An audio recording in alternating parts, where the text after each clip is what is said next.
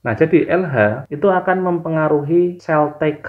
Nah, apa yang dilakukan sel TK? Sel TK akan memproduksi enzim proteolitik. Setelah memproduksi enzim proteolitik, maka cover di bagian sini, ini kan sel TK ya, maka cover ini itu akan menjadi lemah, dinding selnya itu lemah. Nah, setelah itu, pembuluh-pembuluh darah itu akan terjadi dilatasi. Maka tekanan di bagian dalam sini akan semakin besar. Sehingga apa? Sehingga bisa ruptur. Ovum akan keluar karena tekanan di sini sangat tinggi, sehingga terdorong keluar sana. Kemudian ketika ovum keluar, dia hanya akan bertahan sekitar 24 jam. Dia akan menunggu di tuba Fallopi. Dia tidak kemana-mana sebetulnya, dia menunggu di tuba Fallopi, nunggu sperma datang ke situ. Nanti kalau spermanya sudah membuahi, barulah si ovum ini jalan menuju ke uterus. Tapi selama tidak ada sperma yang datang, si ovum ini ya akan nunggu di tuba Fallopi selama 24 jam. Kalau sampai 24 jam nggak ada yang datang, ya ovumnya akan mati di situ, degenerasi. Nah, si folikel tadi itu akan berubah menjadi corpus luteum. Nah, corpus luteum ini terdiri dari apa? Corpus luteum ini ya terdiri dari sisa-sisa sel folikel. Ada sel granulosa, kemudian ada sel TK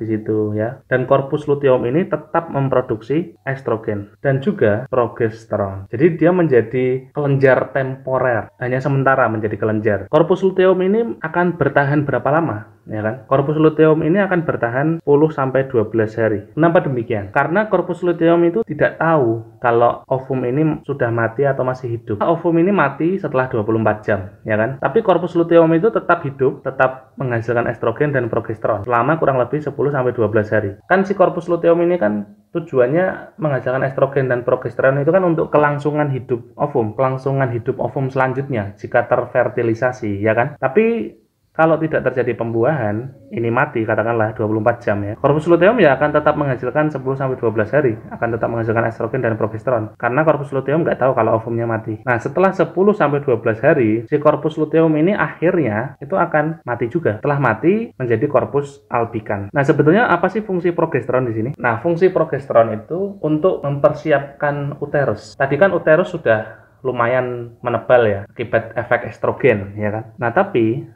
progesteron ini menambah ketebalannya, membuat endometrium semakin meningkat kelenjarnya, kemudian semakin vaskuler ya. Dengan cara itu pembuluh-pembuluh darahnya itu membentuk coil, spiral begitu ya. Kelenjarnya juga membentuk spiral gitu. Jadi semakin memperkaya endometrium dengan pembuluh darah dan kelenjar. Dan juga efek dari ini adalah membuat endometrium menjadi semakin hangat, menjadi semakin bernutrisi, menjadi semakin vaskuler ya, menjadi semakin vaskuler, menjadi semakin granuler, banyak kelenjar dan banyak pembuluh darahnya. Nah, semua ini dipersiapkan sesungguhnya untuk ovum yang nanti dibuahi oleh sperma. Tapi kalau ovum akhirnya mati 24 jam, kemudian 10 sampai 12 hari itu si corpus luteum akhirnya mati juga. Akhirnya menjadi corpus albicans, progesteron dan estrogennya turun. Efeknya apa? Efeknya ini semua hilang, ketebalannya menurun, yang mempertahankan endometrium itu kan progesteron. Nah, akhirnya apa kalau ini semua turun? Akhirnya terjadilah menstruasi. Luruhnya endometrium. Kenapa bisa luruh? Karena menurunnya aliran darah.